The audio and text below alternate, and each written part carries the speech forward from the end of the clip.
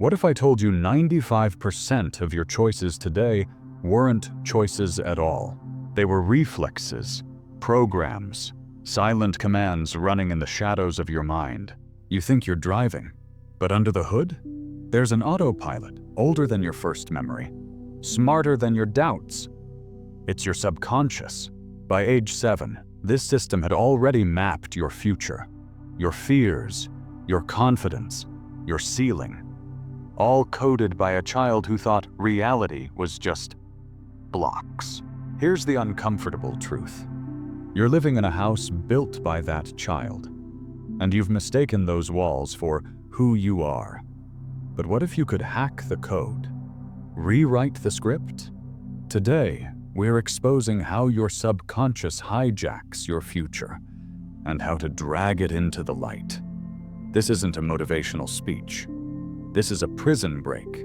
Let's start where it all began and rewind to the moment your subconscious began deciding your fate. You think you're the thinker, the CEO of your mind. You are not. You've been hacked. By the time you learned to tie your shoes, your subconscious had already written 80% of your life's code. Your fears, your limits, your enough. All hardwired by a 6-year-old CEO who thought risk was climbing too high on a jungle gym. Let's be clear, this isn't philosophy. It's neuroscience. Studies show your brain prioritizes patterns formed before 2nd grade over logic. Why? Survival. Your subconscious would rather you starve in a cage than risk the unknown. It's why you call procrastination patience. Why you call settling being realistic. Why self-sabotage feels like breathing. Plato called this the first enemy you must conquer. But you're not fighting a monster. You're fighting a ghost. A ghost wearing your face. You can't kill what built you, but you can outgrow it. The question is, will you keep living in that child's reality or finally build your own? Next, we crack open the machine, how your subconscious works and how to break it. You're sitting in the driver's seat, hands on the wheel, eyes ahead. But here's the dirty secret. You're not driving. Your subconscious isn't just a backseat driver. It's the entire operating system, programmed before you could spell your name. Hardwired by every "you can't," every "be careful," every "this is just how it is." Neuroscience calls these heuristics. You call it instinct. But here's what they don't teach you. Your brain would rather repeat a lie 1,000 times than risk a new truth. Set a goal, the system scans it. Threat detected. Dream bigger, the alarms blare. Danger, unfamiliar territory. So it floods your veins with excuses. Procrastination, overthinking. And you say, I'll start tomorrow. This isn't a flaw, it's a feature. Your subconscious would burn your potential to keep you warm. Because to subconscious, safe beats extraordinary every time. But here's the twist. This system isn't your enemy. It's a relic. A fossil from a time when survival meant hiding from lions, not launching ideas. Your subconscious doesn't know you're not in the wild. It thinks your inbox is a predator, your ambition a cliff edge. So it breaks. Hard. But tonight, we're breaking the prison of your mind.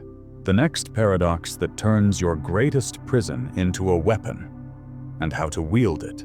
Here's the paradox they never teach you. Your subconscious is both your prison and your lockpick. It built the cage, but hid the tools to break it. Think of your mind as a forge. Every thought, habit, or lie you repeat, that's you swinging the hammer. Carl Jung was right. Your unconscious isn't fate, it's code. But here's what he couldn't know. You're the developer now. The subconscious craves consistency, not truth. So weaponize that. Repeat a new story until it's so familiar, the system has no choice but to accept it. This isn't affirmations. This is force-feeding your mind a new reality. Day 1, it fights back. Day 30, it starts to believe. Day 100, it forgets the old script ever existed. But warning, this isn't a tweak, it's a rebellion. Your subconscious will riot, it'll scream, it'll gaslight you into thinking you're losing yourself. That's the point. If it doesn't hurt, you're not replacing code, you're rearranging furniture. So ask yourself, what's more dangerous, the pain of change or the paralysis of staying the same? The subconscious built your cage. But you're the architect of the fire that melts it. Final question. Will you let this system bury you or build a legacy with its bones? Let's cut the final lie. You don't need to find yourself. You need to build yourself. Those patterns you keep repeating, they're not you. They're rubble, ghosts, echoes of a child who stopped imagining. You can demolish what you didn't design. This isn't about motivation. It's about mutation. Catch your subconscious whispering you can't? Name it. Shame it. Rewrite it. Do this daily. Interrogate every instinct that smells like fear. Discomfort is the tax on a life you've never lived. Most will stay jailed. They'll mistake the ache of growth for a warning instead of a birth cry. So ask yourself one last time, do I want a story written by my fears or a legacy built by my resistance?